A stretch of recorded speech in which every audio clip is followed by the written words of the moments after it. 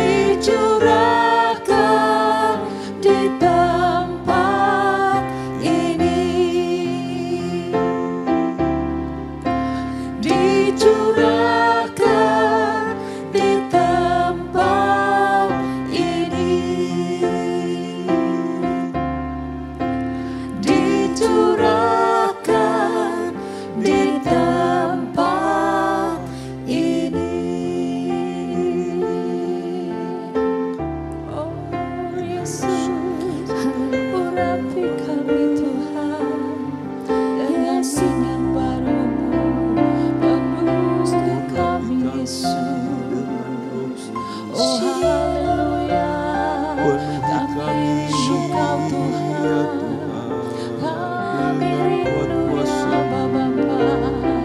Oh haleluya, biarlah minyak yang baru turun atas kami untuk mengerti firman-Mu dan melakukan kehendak-Mu.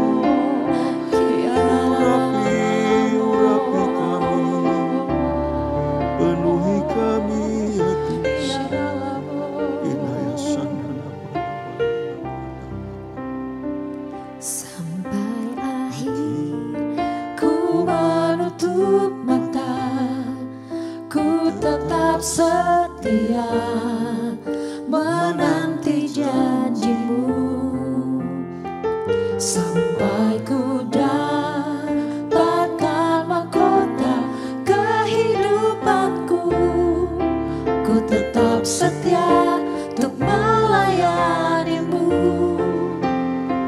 Sampai akhir ku menutup mata, ku tetap setia menanti janji-Mu.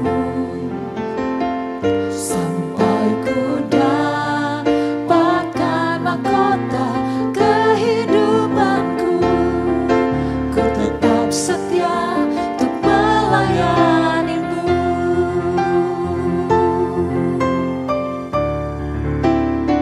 Sampai akhir ku menutup mata, ku tetap setia menanti janji-Mu.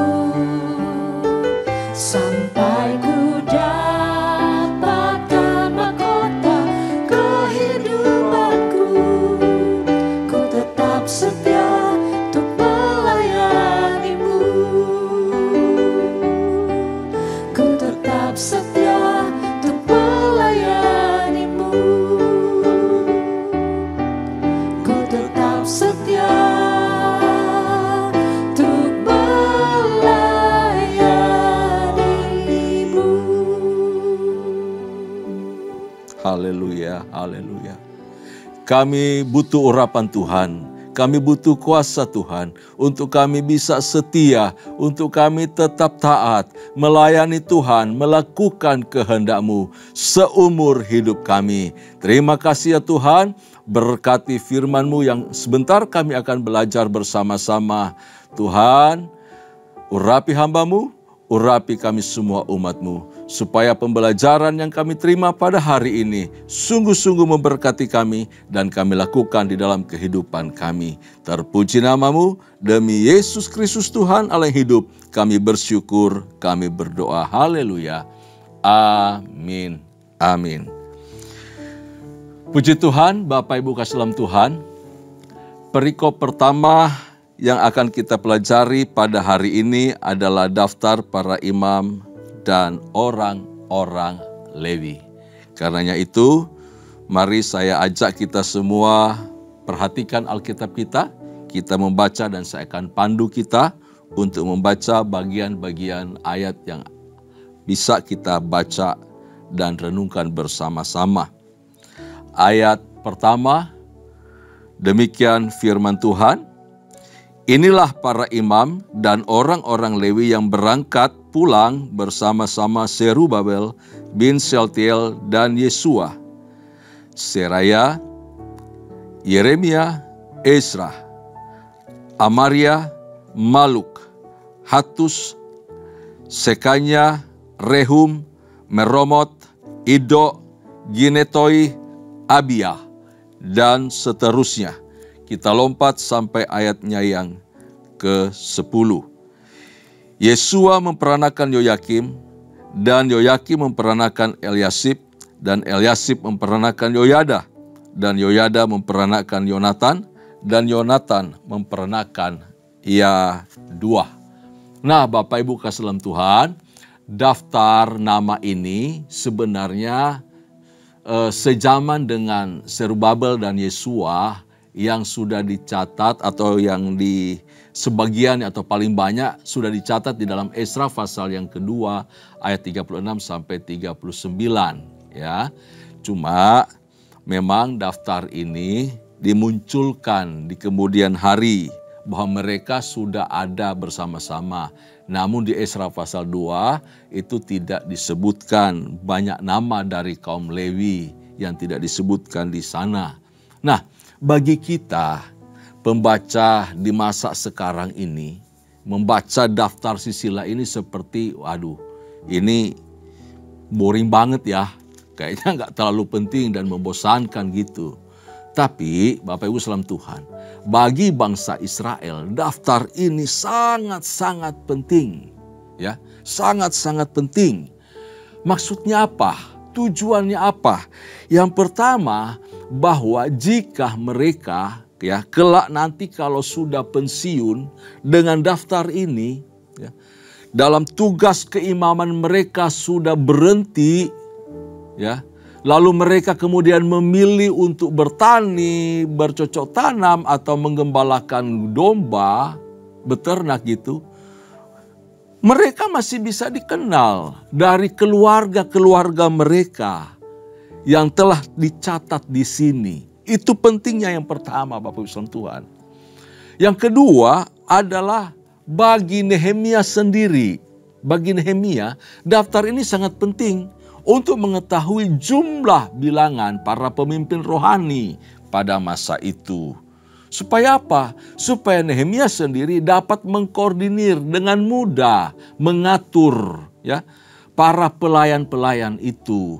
Sehingga mereka dapat melayani dan memenuhi kebutuhan rohani bangsa Israel. Ketersediaan mereka menolong Nehemia bisa mengatur supaya menu rohani bangsa Israel, dalam hal ini Yehuda dan penduduk Yerusalem sekitarnya, dapat dididik, dapat diajar untuk mengerti kembali Taurat-Taurat Tuhan. Jadi para pemimpin-pemimpin rohani itu harus dikenal. Karena apa? Nama-nama mereka, posisi mereka, tindakan mereka, pelayanan mereka, pekerjaan mereka itu punya pengaruh besar bagi komunitas orang Israel. Dalam hal ini bangsa Yehuda atau penduduk Yerusalem. Nah Bapak Salam Tuhan, karenanya itu setiap kali nama-nama pemimpin itu diperkenalkan ke jemaat. Ini di era kita sekarang juga berlaku Bapak Salam Tuhan. Diperkenalkan kepada jemaat, ini loh pemimpin-pemimpin kamu. Bidang ini siapa kepalanya, bidang itu siapa kepalanya. Sehingga jemaat Tuhan itu ketika butuh pelayanan, mengenal, mengetahui kemana mereka pergi, dengan siapa mereka berhubungan, siapa yang dihubungi. Dan para pelayan itu dikenal oleh jemaat Tuhan. Mereka dikenal dan mereka bisa melayani dengan baik. Lalu terpenuhilah kebutuhan rohani dari jemaat Tuhan. Ya, seperti itu Bapak Ibu salam Tuhan. Yang ketiga, tujuan dari daftar ini bagi orang Israel adalah untuk memperkokoh hak, jabatan, dan juga kehormatan para imam. Untuk terus mereka bisa melayani di bait suci. Mereka bisa memimpin nyanyian dan pujian. Jadi tugas mereka diperkokoh. Jabatan mereka, kehormatan mereka dipertegas di tengah-tengah umat. Kenapa? Karena para pemimpin pujian, para pelayan-pelayanan itu mewakili umat untuk memberi korban di hadapan Tuhan. Juga mewakili Tuhan ketika mereka memberkati, melayani, dan memberitakan firman kepada umat Tuhan. Nah ini kan bicara mengenai fungsi pelayanan di tengah-tengah umat. Demikian juga sekarang ini para pelayanan itu harus melakukan tugas mereka di tengah-tengah jemaat Tuhan. Dan hak, jabatan, kehormatan mereka untuk melayani Tuhan harus nyata di tengah-tengah umat. Kita tahu dan kalau kita perhatikan umat Lewi melayani dengan baik. Ini di dalam kepemimpinan Nehemia, jadi fungsi imam itu terjadi, diperkenalkan kembali dan berfungsi kembali. Tapi juga fungsi sebagai penyambung lidah Allah kepada umat, ini fungsi kenabian.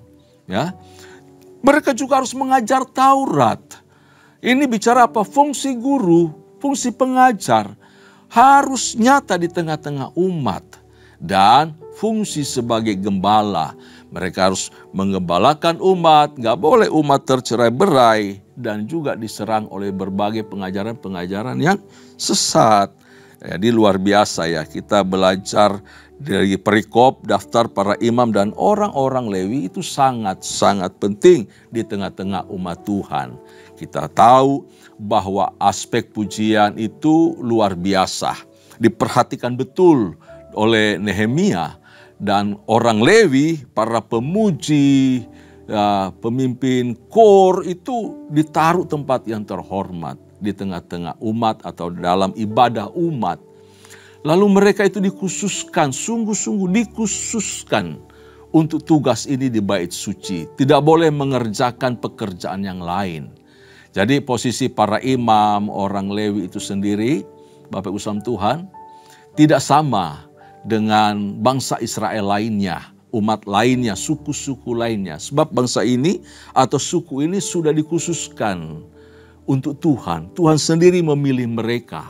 Jadi ketika ada hamba-hamba Tuhan, para pelayan yang mendedikasikan seluruh hidup mereka untuk melayani Tuhan, mengabdikan hidup mereka di ladang Tuhan untuk melayani umat, mari hargai, hormati mereka sebab panggilan mereka itu suci di hadapan Tuhan. Ya, dedikasikan hidup kalau Anda sebagai hamba Tuhan, pelayan Tuhan, full heart, full time melayani Tuhan, dedikasikan sungguh-sungguh hidupmu buat Tuhan. Persiapkan hidupmu sungguh-sungguh setiap hari, setiap waktu. Nggak pakai alasan A, B, C, D untuk menolak pelayanan. Anda harus melayani sungguh-sungguh untuk umat Tuhan dapat terlayani dengan baik. Baik di rumah Tuhan maupun di tempat yang lain, di mana menuntut kebutuhan pelayanan itu harus terpenuhi. Nah, orang Lewi itu harus menjadi tugas yang sangat-sangat penting ya dalam ibadah. Karena ibadah dan pujian-pujian kepada Tuhan itu yang mereka nyanyikan, panjatkan pada Tuhan merupakan bagian yang esensial, yang penting di dalam pembentukan iman atau pertumbuhan rohani orang Israel. Mereka harus memasyurkan nama Tuhan, menggagungkan nama Tuhan setiap hari. Ya. Nah, mereka kaum Lewi, para pemuji, penyembah ini harus menjadi umat yang mengajarkan umat juga. Mengajarkan bangsa Israel menjadi bangsa yang pemuji dan penyembah Tuhan. Mereka harus memimpin umat itu. Belajar bagaimana caranya menyembah Tuhan, memuji Tuhan dengan cara yang baik, dengan cara yang benar. Supaya apa? Iman mereka tumbuh, kepercayaan mereka kuat di dalam Tuhan. Nah, sampai kapan orang Lewi itu memimpin umat Israel di dalam hal memuji menyembah Tuhan? Sampai sang imam sejati itu muncul. Sampai sang imam yang sejati itu hadir di tengah-tengah mereka. Figur utama yang kita tahu, kita percaya nyata di dalam Kristus Yesus Tuhan. Nah, sampai sekarang ini kita juga melakukan yang sama. Kita datang menyembah kepada Kristus Yesus. Kita nggak lagi pakai binatang segala macam atau kurban-kurban sajian yang lainnya. Mulut kita, lidah bibir kita adalah bagian yang terbaik yang kita persembahkan. Keluar pujian, keluar penyembahan, pengagungan kepada Tuhan dari mulut kita, dari lidah kita. Untuk Yesus Kristus Tuhan Juru Selamat kita. Itu tugas kita Bapak Ibu saudara Tuhan sekarang ini. Nah, itu perikop pertama. Sekarang di perikop kedua Bapak Ibu saudara Tuhan mengenai pentahbisan tembok Yerusalem. Pentahbisan tembok Yerusalem. Nah, sebelum kita baca, saya mau menjelaskan lebih dahulu kepada kita apa itu pentahbisan. Pentahbisan ialah mengkhususkan sesuatu atau seseorang bagi Allah. Sekali lagi, pentahbisan adalah mengkhususkan sesuatu atau seseorang bagi Allah. Jadi yang dikuduskan, baik sesuatu atau orang itu bagi Allah, mereka dikuduskan ya. Hal itu dikuduskan, orang itu dikuduskan dalam satu upacara yang namanya pentahbisan. Yang dilakukan tentu oleh para imam. Sekarang ini dipimpin oleh hamba Tuhan, gembala atau pendeta pejabat setempat.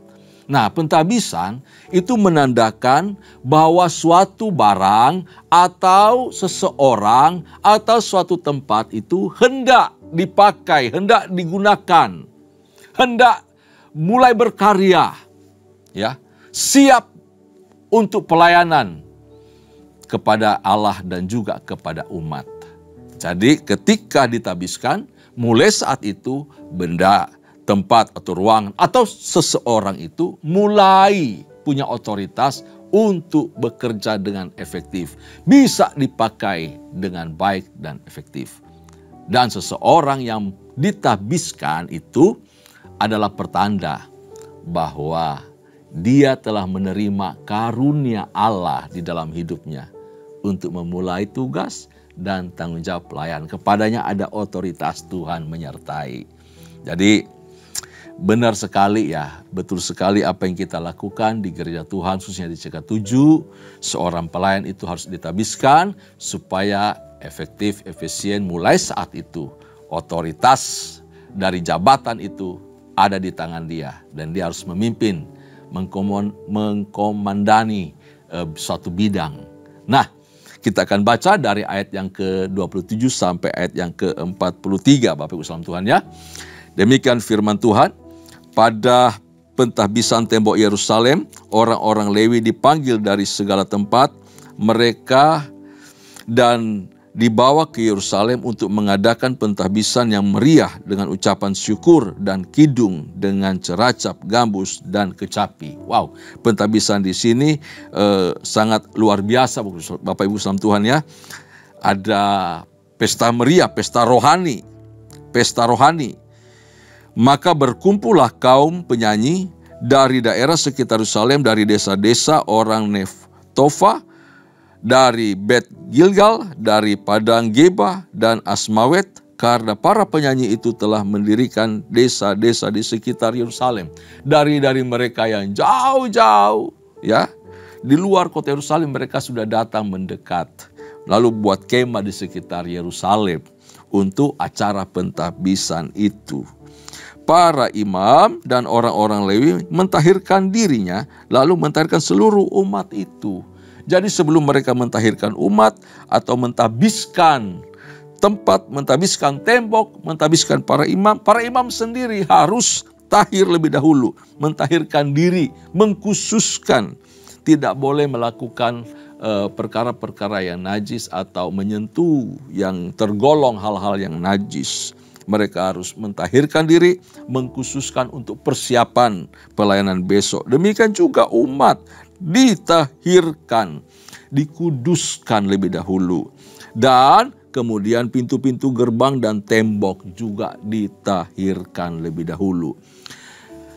Ayat 31, lalu aku mempersilakan para pemimpin orang Yehuda naik ke atas tembok dan kubentuk dua paduan suara yang besar, yang satu berarah ke kanan di atas tembok, ke jurusan pintu gerbang sampah, dan seterusnya. Lalu ayat 38 kita lompat, Bapak Ibu salam Tuhan. Dan paduan suara yang kedua berarah ke kiri, dan aku mengikutinya dengan sebagian dari orang-orang itu melalui tembok dan menara perapian sampai tembok lebar. Nah, Bapak Ibu salam Tuhan, kita ketahui bahwa tembok Yerusalem selesai dibangun pada tanggal 25 bulan 6, bulan Elul kalau dalam bahasa Ibraninya ya, dari kalender mereka. Tembok itu dibangun dalam waktu 52 hari. Kita sudah membaca dan mendengar penjelasannya betapa luar biasa heroiknya bangsa Israel. Mereka melakukan pengorbanan luar biasa, waktu, tenaga, bertaruh nyawa juga di sana untuk membangun tembok itu. Semua berjalan dengan baik oleh karena pertolongan Tuhan.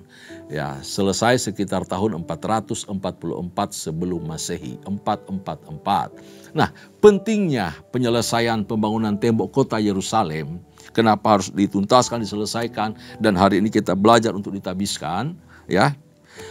Pentingnya tembok itu adalah Pertama, secara politik, adanya tembok itu merupakan simbol berdirinya sebuah negara. Pada zaman tersebut, adanya tembok itu berarti membangun sebuah negara. Yang kedua, untuk keamanan. Kenapa? Wah, banyak perampok, banyak penjahat, banyak musuh nanti menyerang satu kota atau satu negara yang baru itu. Karena itu adanya tembok itu untuk keamanan, menghalangi serangan dari luar dan juga menjaga identitas umat Allah. Kalau temboknya runtuh, itu umat Allah dipermalukan. Tembokmu aja runtuh sih. Gimana kamu bisa menjaga hidup kamu? Gitu kira-kira. Jadi identitas umat itu juga dalam perlindungan tembok tersebut. Kokohnya tembok itu. Dan yang ketiga, untuk kepentingan ibadah. Pemulihan ibadah dan hubungan dengan Tuhan itu diperlukan fokus dan keseriusan sungguh-sungguh. Lagi mana sementara mereka ibadah, mikirin tembok kita kan lagi runtuh nih. Ada bolong-bolongnya, gimana musuh bisa masuk nanti? Ibadah kita bisa kocar-kacir. Ya, jadi fokus ibadah yang baik dan benar itu bergantung juga dalam kekokohan atau berdirinya tembok itu. Nah, itu Bapak Ibu saudara Tuhan, pentingnya tembok itu harus dituntaskan, diselesaikan, dan kemudian hari ini kita baca tembok itu akan ditahbiskan. Nehemia dan Esra, Bapak Ibu saudara Tuhan, memimpin pentahbisan tembok Yerusalem bersama para imam dan orang-orang Lewi tentunya. Nah, sebelumnya para imam dan orang-orang Lewi itu tadi kita baca sebelum mereka mentahbiskan ini tembok. Jadi mereka harus mentahirkan dirinya lebih dahulu. Ya. Lalu kita baca tadi bahwa Nehemia membagi umat menjadi dua bagian, dua kelompok. Jadi mereka memutar, bertemu di satu tempat lebih dahulu. Ya, di sana mereka kumpul. Kemudian di dekat Siloam ya, kolam Siloam situ mereka berkumpul. Lalu mereka berbagi dua kelompok. Satu ke kiri, satu ke kanan. Lalu mereka bisa ketemu di daerah Master Gates itu ya, pintu utama. Mereka ketemu di pintu utama dalam waktu yang bersamaan. Mereka berkeliling atau melangkah sambil memuji menyembah Tuhan. Mereka mengitari tembok itu dengan sorak-sorai, dengan penuh kegirangan. Karena hari ini hari pentahbisan. Luar biasa. Mereka mengucap syukur melalui puji-pujian. Kenapa? Karena mereka merasakan penyertaan Tuhan yang luar biasa. Mereka bangga karena Tuhan menyertai mereka dan memberkati mereka. Ya, sehingga oleh campur tangan Tuhan bahwa kota Yerusalem boleh berdiri, boleh dibangun kembali. Penduduknya sudah ada, sudah diisi. Mereka meresponi berkat Tuhan dan anugerah Tuhan atas kota mereka dengan sukacita. Jadi, Bapak Ibu Tuhan, kita belajar memahami bahwa ada tujuan dari pentahbisan tembok kota Yerusalem. Tujuannya apa? Sampai tembok ini harus dibangun dan ada upacara khusus untuk pentahbisan itu. Yang pertama, bahwa pentahbisan itu adalah sebagai ucapan syukur kepada Tuhan bahwa kota telah sah berdiri. Kami punya tembok yang kokoh. Kami menjadi satu bangsa yang baru. Umat yang baru. Umat kepunyaan Tuhan. Amin. Lalu yang kedua, tujuan dari pentahbisan tembok Yerusalem adalah mendedikasikan kota itu khusus bagi Tuhan. Karena berkat Tuhanlah, penyertaan Tuhanlah tembok ini berdiri. Dengan pentahbisan itu, berarti mereka menyerahkan tembok ini milik Tuhan. Tuhan yang sanggup memelihara, Tuhan yang sanggup menjaga, Tuhan yang sanggup memberi keamanan kepada umat yang tinggal di dalam tembok itu. Dan yang ketiga bahwa tujuan dari pentahbisan tembok kota Yerusalem adalah menyerahkan seluruh kota dan bangsa itu kepada Tuhan. Kepada Tuhan. Bapak Islam Tuhan, coba lihat kepada diri kita, kepada kehidupan kita, apa yang sedang kita bangun. Ya, rumah tangga kita, bisnis kita, keluarga kita, usaha pelayanan kita, apapun itu. Kalau kita diberi tenaga, kekuatan, kesempatan, semua itu datang daripada Tuhan. Kalau kita diberi hikmat, pengertian, dan kemampuan melakukan itu, menjalani kehidupan rumah tangga yang baik, bisnis berhasil guna, keluarga aman sentosa, pelayanan berjalan dengan baik. Bukankah semua itu oleh karena Tuhan? Mari, naikkan ucapan syukur, terima kasih kepada Tuhan. Dan dedikasikan semuanya itu untuk Tuhan. Datangnya dari Tuhan, kesempatan dan waktu serta kekuatan. Karena itu apa yang kita hasilkan dari semuanya itu, anak-anak kita, keluarga kita, materi yang kita dapatkan, berkat-berkat yang kita terima, persembahkan untuk hormat, kemuliaan bagi Tuhan. Perikop yang terakhir yang ketiga, yaitu mengenai jaminan hidup orang Lewi atau para imam. Pada masa itu, ayat ke-44 Bapak Islam Tuhan ya, pada masa itu beberapa orang diangkat untuk mengawasi bilik-bilik perbendaharaan, bilik-bilik untuk persembahan khusus, untuk hasil pertama dan untuk persembahan persepuluhan, supaya sumbangan yang menurut hukum menjadi bagian para imam dan orang-orang Lewi dikumpulkan di bilik-bilik itu sesuai dengan ladang setiap kota. Sebab Yehuda bersuka cita karena para imam dan orang-orang Lewi yang bertugas luar biasa. Orang-orang Yehuda bersuka cita karena keimaman orang Lewi berfungsi kembali, melayani mereka, dan mereka dapat mempersembahkan untuk Tuhan melalui kehidupan orang Lewi itu. Maka dibangunlah bilik-bilik luar biasa. Untuk apa? Untuk menampung persembahan-persembahan khusus dari seluruh umat Tuhan. Ya, ini luar biasa. Dikatakan bersukacita. Wow, di dalam hal memberi, memberkati pekerjaan Tuhan harus dilakukan dengan sukacita. Amin. Harus dengan sukacita. Kenapa? Berkat Tuhan, pelayanan berjalan dengan baik, fungsi pekerjaan Tuhan berjalan dengan baik. Kita harus bersukacita bahwa anugerah berkat Tuhan mengalir atas kita. Kita harus bersukacita dan kita harus mengembalikan itu dengan damai sejahtera dari Tuhan. Gak boleh karena terpaksa, gak boleh sambil menggerutu, harus dengan sukacita. Nah, kita lanjutkan. Karena mereka lah yang melakukan tugas pelayanan bagi Allah mereka dan tugas pentahiran. Demikian juga para penyanyi dan para penunggu pintu gerbang sesuai dengan perintah Daud dan Salomo anaknya. Karena sudah sejak dahulu pada zaman Daud dan Asaf ada pemimpin-pemimpin penyanyi, ada nyanyian pujian dan nyanyian syukur bagi Allah. Pada zaman Serubabel dan Nehemia, semua orang Israel memberikan sumbangan bagi para penyanyi dan para penunggu pintu gerbang sekadar yang perlu tiap-tiap hari dan mempersembahkan persembahan kudus kepada orang-orang Lewi. Dan orang-orang Lewi mempersembahkan persembahan kudus kepada anak-anak Harun. Wow, luar biasa. Jadi kebenaran apa yang bisa kita dapatkan dari perikop ini? Bahwa umat mempersembahkan ke orang-orang Lewi, lalu orang-orang Lewi juga mempersembahkan persembahan khusus kepada keturunan Harun khususnya. Ya, nah, bahwa para imam dan kaum Lewi harus dipelihara oleh umat Tuhan. Hamba-hamba Tuhan yang melayani, yang fokus melayani pekerjaan Tuhan, yang mendedikasikan hidupnya bagi Tuhan, itu harus dipelihara oleh umat Tuhan. Agar mereka terus berkonsentrasi dengan panggilan, pilihan yang Tuhan telah tetapkan kepada mereka. Untuk apa? Untuk melayani Israel. Untuk melayani umat Allah sepanjang zaman.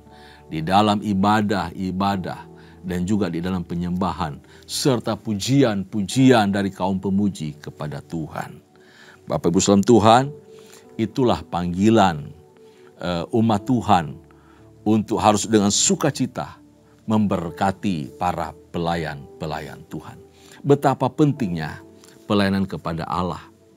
Sehingga mereka tidak bisa melupakan melakukan pekerjaan-pekerjaan sambilan, pekerjaan-pekerjaan lain selain memuji, menyembah Tuhan dan melayani umat. Mereka tidak boleh mengerjakan pekerjaan lain untuk menghidupi diri mereka. Pekerjaan di ladang ataupun pekerjaan di peternakan tidak boleh mereka kerjakan. Mereka harus ada di bait Allah. Mereka harus melayani umat Tuhan dalam segala aspek pelayanan. Tuhan memanggil mereka untuk melayani Tuhan secara khusus.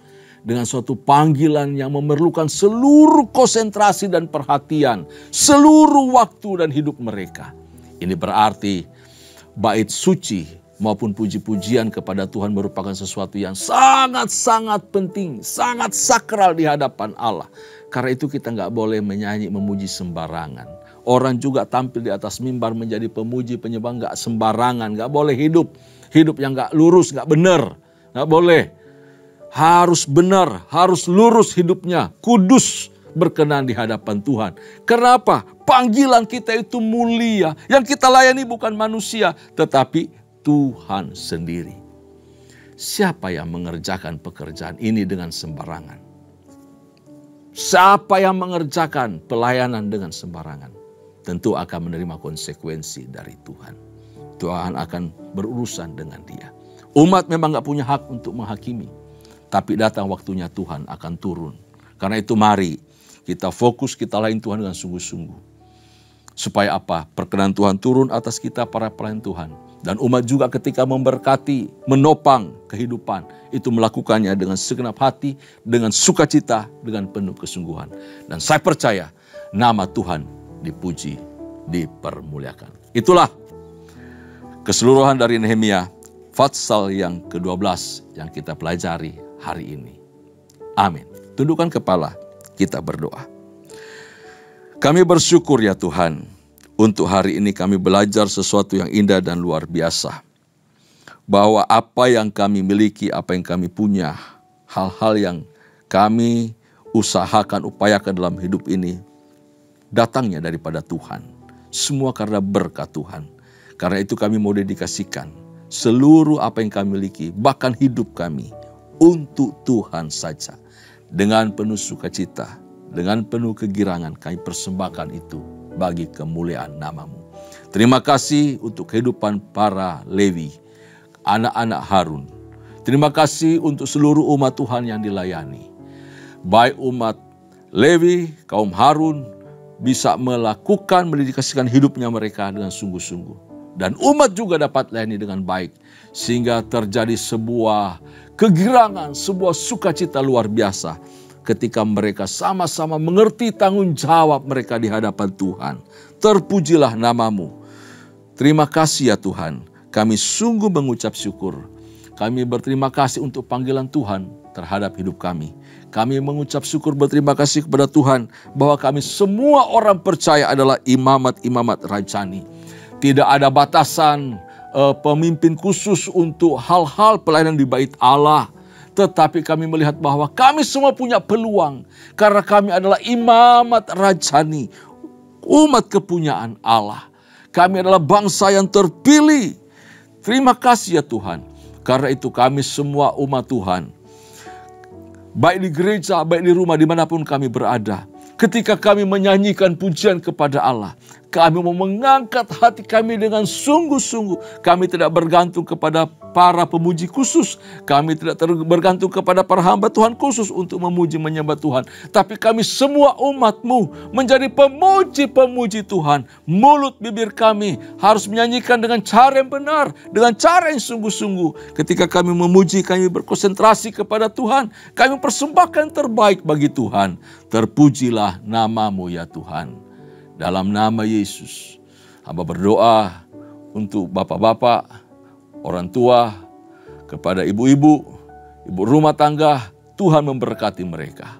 Anak-anak, Tuhan memberkati mereka. Pekerjaan pelayanan sekolah, Tuhan memberkati. Terima kasih ya Tuhan, kesehatan mereka, Tuhan memberkati. Usaha, bisnis, pekerjaan, Tuhan memberkati. Terpuji-pujilah nama-Mu. Kami semua umat percaya diberkati oleh Tuhan dan hidup dalam keberkatan juga menjadi berkat bagi Tuhan dan bagi banyak orang. Di dalam nama Yesus Kristus Tuhan, kami mengucap syukur. Kami berdoa, haleluya. Kekasih-kekasih Tuhan, arahkan hatimu di hadapan Allah. Terimalah berkat serta anugerah yang melimpah dari Allah Bapa, kasih sayang di dalam Kristus Yesus Tuhan, serta persekutuan yang manis dengan Allah Roh Kudus menyertai kita mulai hari ini sampai Maranatha. Tuhan datang pada kali yang kedua bahkan sampai selama-lamanya. Setiap kita yang percaya, sama-sama katakan, amin. Terima kasih, Tuhan Yesus memberkati.